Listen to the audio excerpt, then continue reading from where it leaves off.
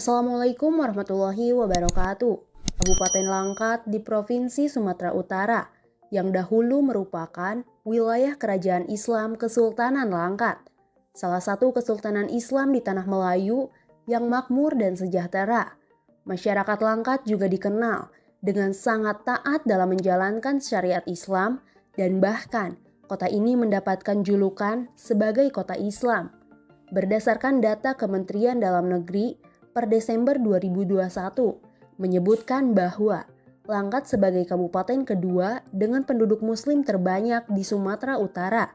Fakta ini dikutip dari laman katadata.co.id pada tanggal 5 April 2022 dengan jumlah pemeluk Islam di Kabupaten Langkat terbesar kedua dengan persentase 91,71% atau sekitar 977,46 ribu jiwa. Berikut merupakan jejak Kesultanan Langkat, sebuah kerajaan Islam yang berdiri sejak era Kerajaan Aru pada tahun 1500-an. Menurut Pagar dan kawan-kawan, dalam sejarah sosial Kesultanan Langkat, sepanjang sejarah Kesultanan Langkat, tercatat memiliki 14 sultan dan jejak-jejak Kesultanan Langkat bisa kita temukan dalam Masjid Azizi, Jamaiyah Mahmudiyah, dan Kampung Babu Salam, pusat penyebaran tarekat Naksabandiyah. Langkat pada mulanya merupakan bagian dari wilayah kekuasaan Kesultanan Aceh Darussalam, dan Kesultanan Langkat merupakan salah satu kesultanan terbesar di wilayah Sumatera Timur. Penggunaan gelar sultan sebagai kepala pemerintahan, pemimpin adat, dan agama di Kesultanan Langkat baru dimulai pada tahun 1840. Namun demikian, proses lepasnya Langkat dari Kesultanan Aceh baru terjadi pasca Aceh dan Belanda mengadakan perjanjian pada tahun 1857.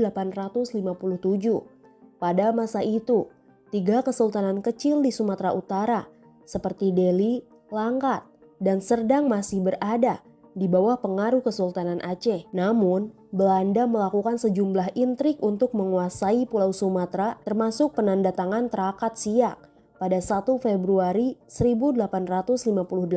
Puncaknya, Langkat berdiri sebagai kesultanan yang independen pada tahun 1887.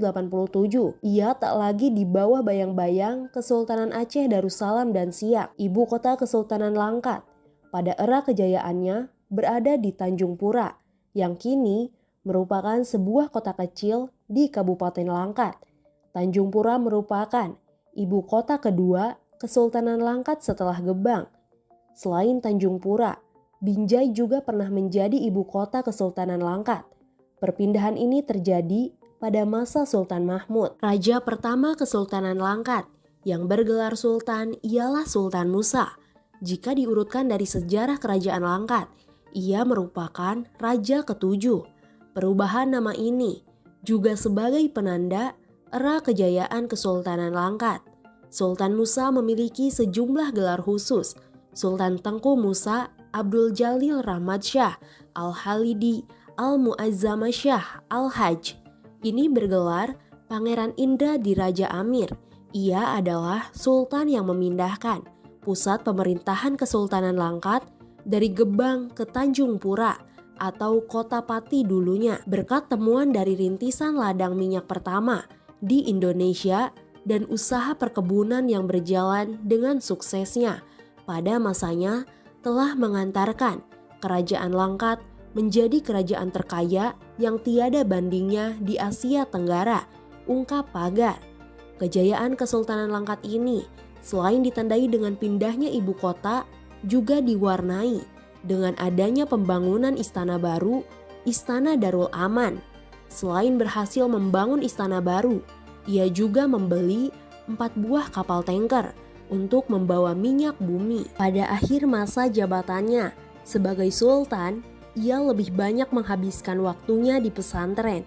Ia mulai menghabiskan waktu di pesantren Naksabandiyah, Babu Salam milik Tuan Syekh Abdul Wahab Rokan. Puncak kejayaan Kesultanan Langkat juga dialami pada masa Sultan Abdul Aziz, putra dari Sultan Musa. Ia ditetapkan sebagai sultan pada tahun 1893 dengan gelar Sultan Abdul Aziz Abdul Jalil Rahmat Shah yang mulai berkuasa pada tahun 1896 hingga tahun 1927. Bagaimana menurut kalian? Tulis pendapat kalian di kolom komentar.